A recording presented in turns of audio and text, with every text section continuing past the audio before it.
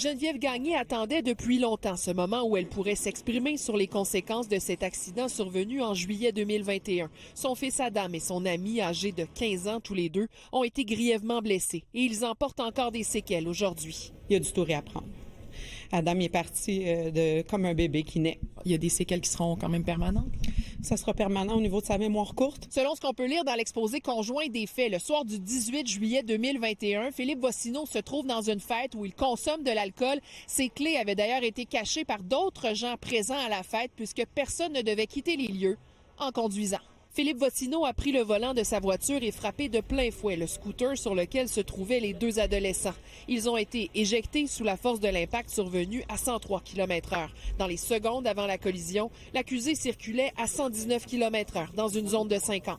Le soir de l'accident, M. Vossino a eu droit à un câlin de sa mère. Mon fils, Adam, de 15 ans, il a eu droit à un défibrillateur à ses côtés. Au lieu d'appeler sa mère, il aurait pu prendre soin d'appeler les secours, ne serait-ce que ça aille plus vite. La couronne a suggéré aujourd'hui 15 mois d'emprisonnement ferme pour Philippe Vossino, qui a plaidé coupable aux accusations de conduite dangereuse causant des lésions. L'accumulation de ces gestes et la grande témérité nous semble militer vers une peine d'emprisonnement ferme. Qu'est-ce que vous espérez comme sentence, M. Vossino?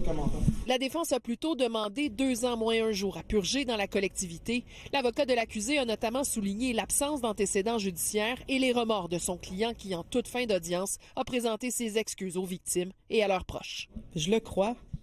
N'importe quel citoyen s'excuserait.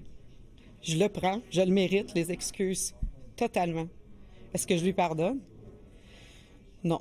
On continue à essayer de faire avec ce qui est arrivé. Passer à autre chose à un moment donné. Passer aussi à autre chose à un moment donné, puis tourner la page, c'est sûr que ça va rester à vie, mais on va faire avec. Le juge doit rendre sa décision le 31 mars. Élisabeth Laplante, TVA Nouvelles, Saint-Géron.